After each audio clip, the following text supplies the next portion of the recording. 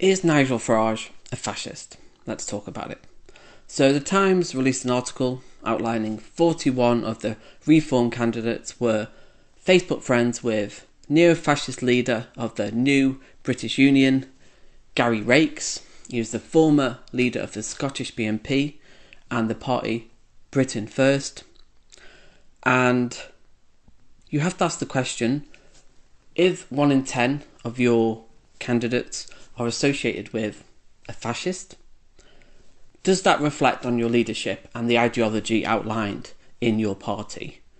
And I think if we were to take away bias and look at any other party, I think we have to conclude, yes, it does imply something about Farage's ideology. So what other facets of fascism could we compare and look at in relation to Farage's ideology?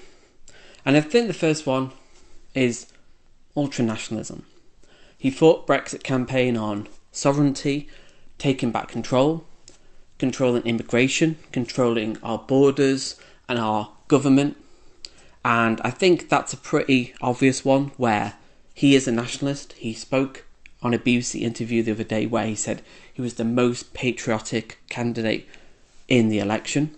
And I think that's a pretty clear-cut one. I think nationalism is unequivocal in this case. So the next one is victim mentality and grievance culture. A big part of Nazism was that victim mentality, like we're so hard done by World War One, and we've got these leeches on our system, and we are the victims here. And Farage, although I don't advocate the assaults he's had, he has weaponised that. He is the biggest victim.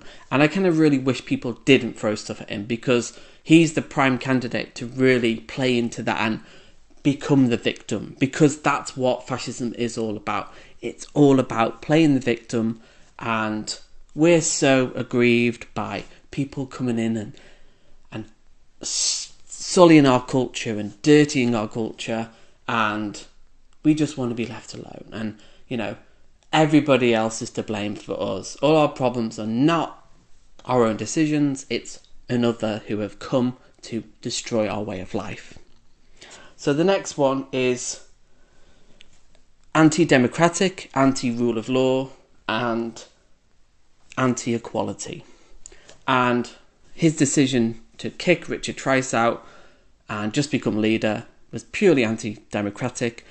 The 45,000 paying members of Reform don't have a decision who the leader is, and pretty anti-democratic, I think you'll agree. Also, on Brexit, he said if it was close, there would be a second referendum. That didn't happen, did it? I mean, obviously he doesn't want that, and he doesn't want equality, because immigration essentially is about equality. He doesn't want equality for gay marriage. He doesn't want equality for trans people and LGBT broadly.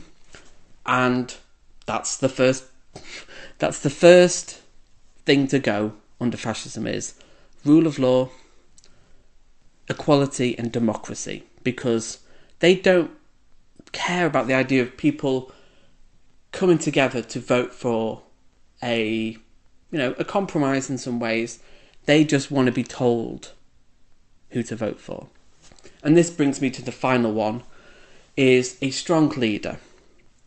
You need a strong leader who's going to come and solve all your problems. You defer to the leader. They're almost like a godlike figure. You don't have to think. Fascism is a very pathetic ideology, because it's almost for people with daddy issues who've never had the father there for maybe complex social reasons, and they defer their thinking, their critical thinking, to this figure. And in some ways, Hitler was very intelligent, but also he was a very mediocre man, but he was somewhat charismatic. And it's the same with Farage. He's that contradiction of Farage is quite charismatic, but also a mediocre man who isn't that intelligent, and at the same time is able to capture an audience. He is the most liked politician.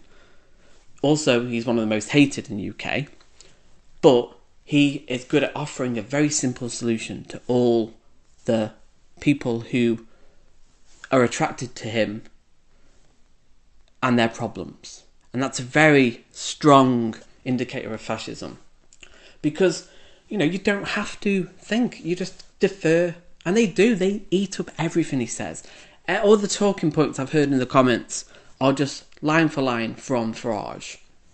And it's really sad to see, because a lot of these fascists are lost people. They aren't economically well off. And fascism is a system. It doesn't happen overnight. It's a long system of repeated propaganda, it's economic decline, and a need to simplify complex economic problems and blame it on a figure like the Jew or the immigrant.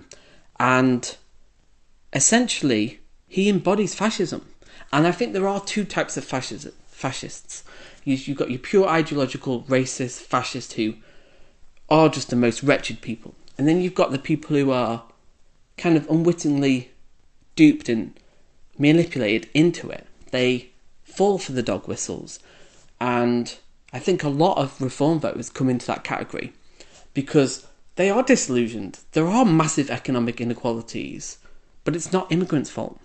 It's more complicated than that. It's inequalities of capitalism. I mean, the wealthy have only got wealthier since COVID.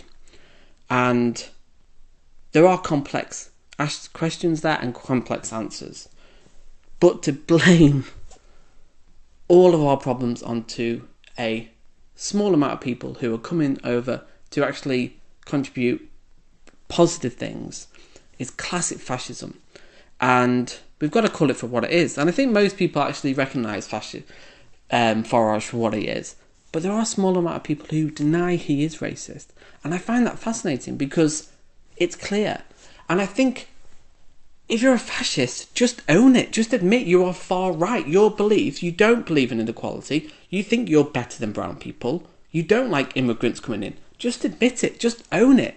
Don't be a coward about it. That's all I've got to say. Comment below, is Farage a fascist? And I'll see you in the next video.